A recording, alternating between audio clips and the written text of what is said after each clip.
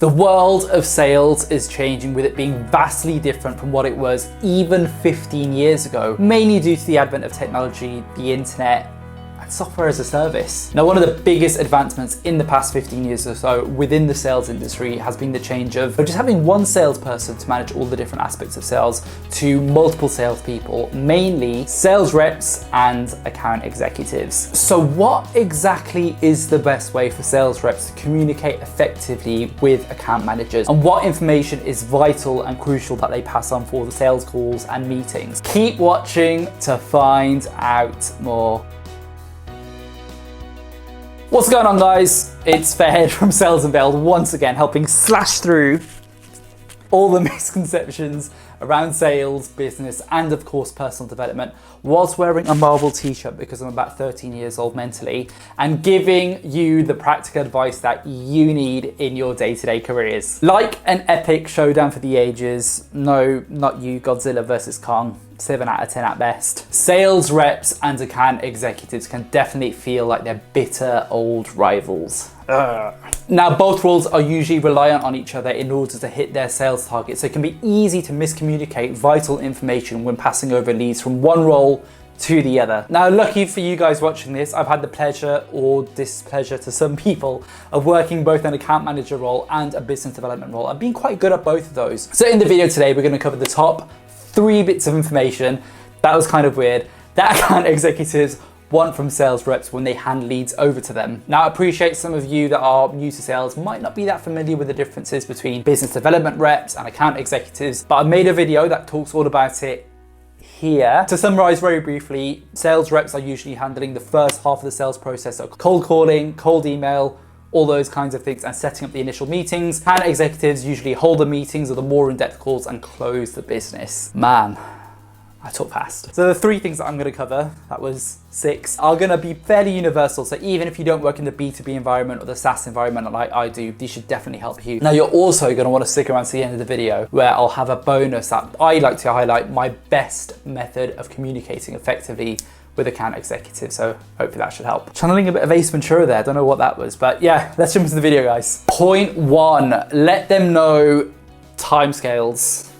No watch there. Timing is everything, guys, unless you're this guy. I get up about 2 minutes before you're meant to actually start recording this video. Easily the biggest thing that account executives want to know from sales reps is timescales and timelines on projects. Don't get me wrong, sales reps, I know exactly how difficult it is to get time in with a prospect and even have something resembling a fruitful conversation. But let's be honest, if you're gonna book in a further meeting, call, discovery call, whatever you guys call them in your organizations, and there's no real timescales on the projects, you're probably gonna be wasting your account executive's time. Ask yourself, if they're not looking to purchase within the next year or so, is it really worth getting that time in the diary? Probably not, right? The best thing to do then to gather this information is just to simply ask your prospects what are the timescales that they're working for and when they would want something in place by. A lot of people are quite scared to ask this question, but I found that by getting this stuff out in the open definitely makes the process a lot easier, and you'll have a much, much happier account executive. And happy account executives are happy sales reps, but not a happy Fairhead for some reason. But you know how you can change that? By absolutely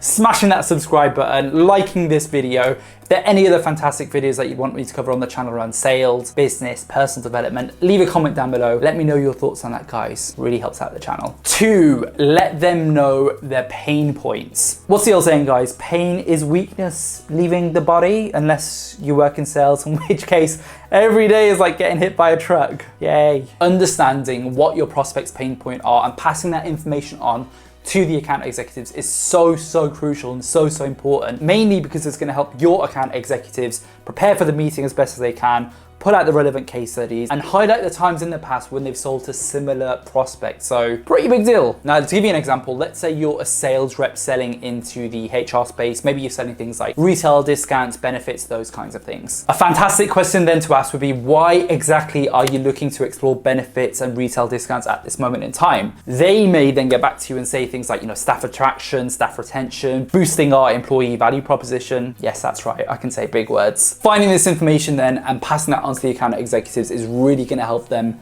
best prepare. Wow, voice went really deep. Barry White, eat your heart out. 3, if they have a product or service in place. So the final part, I think that's crucially important for sales reps to pass on to account executives, is finding out exactly what product, service, or general solutions they have to solve the problems that they're going to that we're competing against. To use another example, let's say we work for good old Bill Gates at Microsoft and we're reaching out to an organization trying to get them to use our Microsoft Surface Pro laptops. Shows how much I know about technology, right? Now, when you reach out to your prospects, you realize that they're already tied up with Apple and have a bunch of Macs in place there already. However, they are interested in having further conversations with us, so it's definitely a call that we want to pass on. Finding out that crucial bit of information that they already have a contract with Apple is going to be vitally important information that you should definitely pass on to your account managers because it'll help them best prepare. And to give you an idea, all good account executives that I've encountered in my experience, as well as when I've done it myself, they're very much clued up on their competitors, so they'll know all their strengths, all their weaknesses, and they'll be able to go into any further stage meetings, late stage meetings rather, at that, best prepared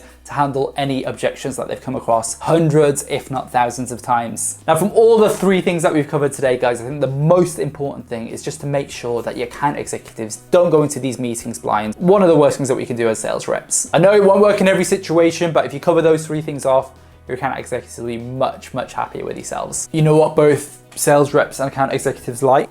When they're not fighting, of course. A bonus, so how about we stick one at the end of this video here, guys. So in the video today, guys, we've covered a lot about the information that we need to gather for the account executives, but we haven't actually talked about how to actually communicate that effectively to the account executives. After all, a lot of you sales reps watching this won't actually be paired up with one individual account executive. Instead, you'll most likely be paired up with quite a few different ones, which sounds fun. I found then that the best way to communicate effectively with account executives is with these 2 main methods. 1, ensure that you have clear, concise notes on your CRM platform with the call recording there. This means that your account executives will have quick and easy access to the information they require when they're directly on the call with your prospects and can actually listen back to the call and understand things like, tone of voice, what they're like, all these things that can be very, very easily lost in translation, especially if you're as bad as communicating as this guy.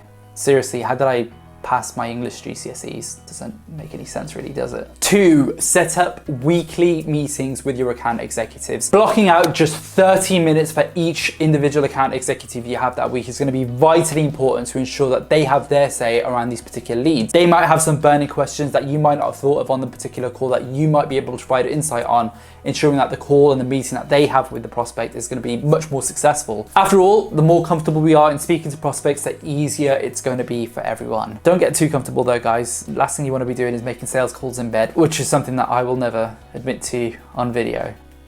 Oh wait! Guys and gals, thanks so much for checking out the video, guys. It's been a pleasure as always. We're on the road to 100 subscribers, so please do absolutely smash that subscribe button. It really does help and go a long way. Smash that like button as well. It really does help with the YouTube algorithm. Yes, I have to say that. I'm legally compliant to say that at the end of every video. And leave a comment down below, guys, because I've talked a lot about the information that sales reps need to hand over to account executives. But would you be interested in me doing another video around information that account executives have to pass over to sales reps? Because it's a 2-way relationship and it works both ways. And as always, for more great content, please do check out the channel. Till the next one,